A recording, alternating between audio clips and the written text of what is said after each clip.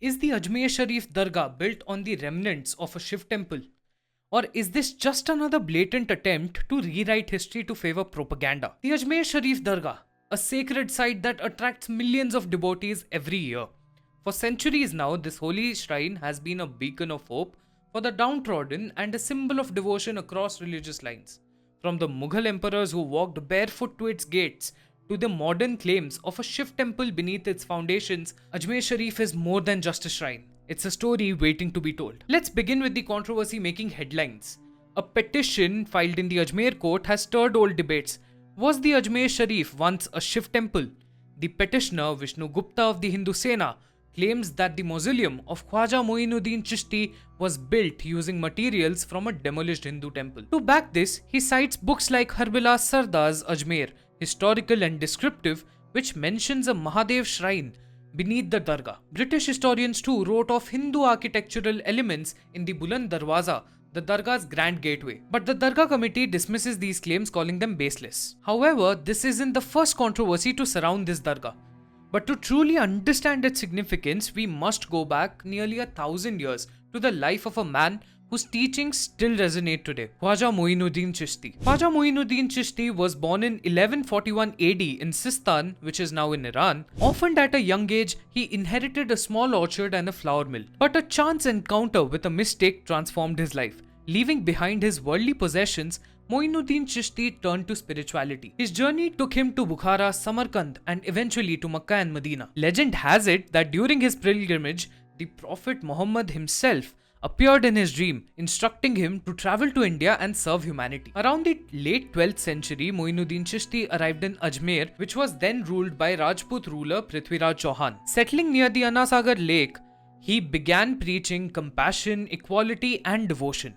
His message, simple yet profound, attracted people from all walks of life.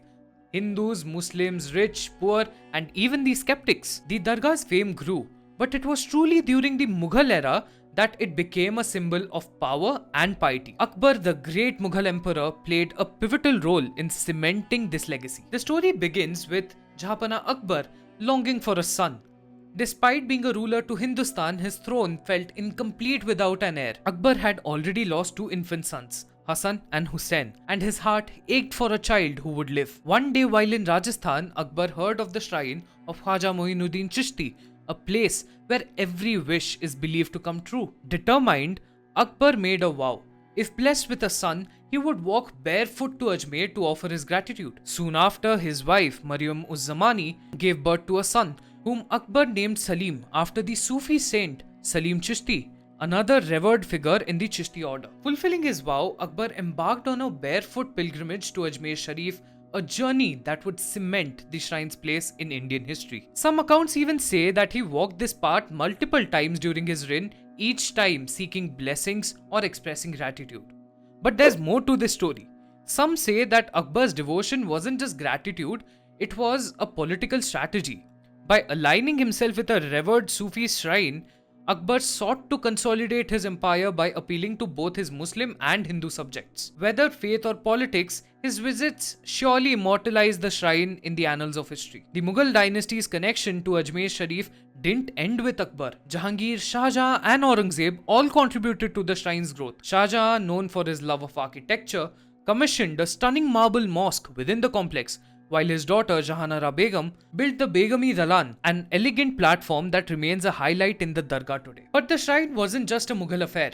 Other royal patrons, including the Nizams of Hyderabad and the Maharajas of Baroda, made significant contributions, ensuring the Dargah's upkeep and expansion over centuries. And now we return to the controversy that refuses to fade. Claims of a Shiv temple beneath the Dargah aren't new. Harbilas Sardar's writings from the early 20th century describe a Mahadev shrine in an underground cellar. On the other hand, British accounts mention Hindu elements in the Dargah's architecture, like the chhatris or the canopies, built near the Buland Darwaza, believed to be the remnants of a Jain temple. But here where history gets murky.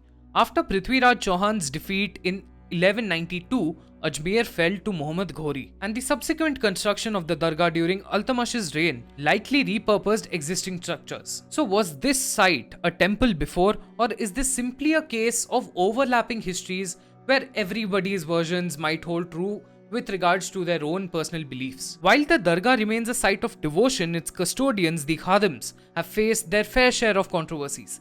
In 1992, a shocking case revealed the involvement of some khadims in a horrific blackmail and rape scandal involving more than 300 schoolgirls. More recently, Salman Chishti, a dargah khadim, was arrested for incendiary remarks, further tarnishing the shrine's reputation. Even the 2007 bombing during Ramadan, which claimed 7 lives, highlighted how important places of peace aren't spared from violence and extremism. But despite these controversies, the Ajmer Sharif Dargah endures as a place of faith. Every year, millions gather for the Urs festival, commemorating the saint's union with the divine. The Dargah's message of compassion transcends religion. Hindus, Muslims, Sikhs, and even those without faith find solace here, proving that the shrine's true power lies not in its walls but the belief it inspires. However, what makes this case even more controversial today is the timing of it. This case has come to light after the infamous Sambhal violence, which happened recently over similar claims of a mosque in UP being built on a Hindu temple. The courts are yet to hear both these cases in December, and the outcome of this can alter law, history, or both, especially the Places of Worship Act of 1991, which came after the infamous Babri Masjid demolition. Stay tuned for our deep dive into the intricacies of said act. Let us know your thoughts in the comments below, and don't forget to like, share and subscribe for more such stories from India's past that continue to affect our present and future.